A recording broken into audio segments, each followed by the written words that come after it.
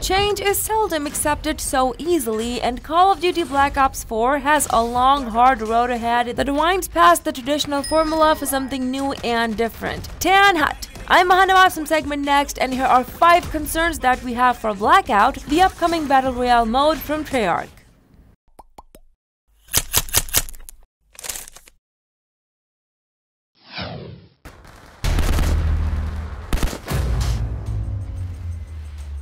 The Call of Duty franchise has always relished a signature fast-paced and extremely close-quarters combat system, something that's been sustained by developers over the years with 2 main elements. Firstly, the multiplayer maps designed have more often been smaller in scale. Secondly, the simplistic weapon mechanics without any real physics have only made it possible for players to point and shoot or run and gun with ease. In other words, the time to live and time to kill have always been significantly low in Call of Duty. This completely changes when it comes to Battle Royale or any multiplayer experience that's based in a large-scale setting such as the Battlefield franchise. The multiplayer maps are enormous and players are pushed to run outside into the open. The weapon mechanics are difficult and players must account for bullet travel time and bullet drop. So what is Black Ops 4 going to do for Blackout? Treyarch has only teased that it'll be bringing the Black Ops signature combat to Battle Royale this year. If that means sticking with the same fast-paced arcade gameplay, then Blackout is pretty much going to be a bloodbath with 100 or more players. Expect snipers to quickscope across a map that's set to be 1,500 times bigger than Nuketown. However, if Treyarch does the opposite and increases the TTL and TTK rate for survivability, Black Ops 4 may end up disappointing longtime fans who have been accustomed to the brisk gameplay. That being said, it might just garner new ones in the process.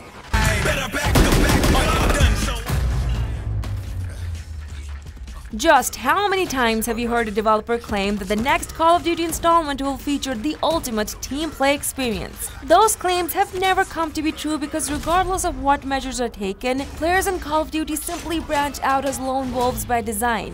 Treyarch hopes to turn that around with Black Ops 4 through a slew of changes and features, including the return of specialists to effectively give players a role and encourage teamwork. Think of it as taking a few pages from Rainbow Six Siege, which is a plus point in terms of instilling strategical plays. The solo path, while available, will always be a reckless one to take in Battle Royale. Treyarch knows this, but based on history, there's a fair chance of one-man armies coming to prominence.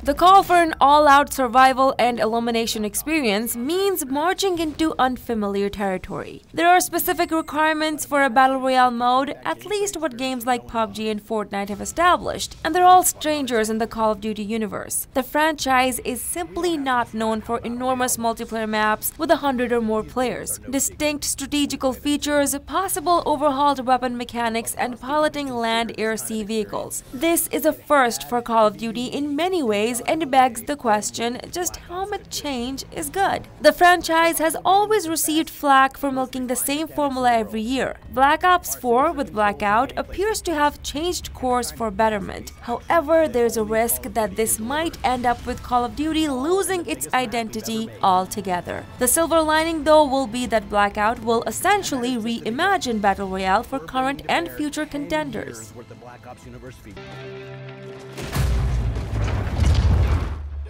The official pre-order page confirms that the game, much like last installments, will utilize Call of Duty points for microtransactions. These will obviously be used for customization purposes, and while the listing does not mention any loot boxes, it should be recalled that the franchise has offered a pay-to-win path for players to walk on in the past. Advanced Warfare, Black Ops 3, and Infinite Warfare, 3 different games by 3 different developers, were all involved in introducing new and powerful weapons that could only be obtained by purchasing supply drops with real-world cash. So will the controversial model return for another round? Treyarch has confirmed that Blackout will feature every single popular weapon from the previous 3 installments under the Black Ops moniker, making the final arsenal quite overwhelming to say the least. However, does that mean that players will have access to all of those weapons from the start, or must go through a progression system to unlock the most valuable ones? Any option that's purely based on gameplay would be appreciated as long as there are no controversial paywalls that offer loot, exclusive or otherwise, for unfair advantage in the game.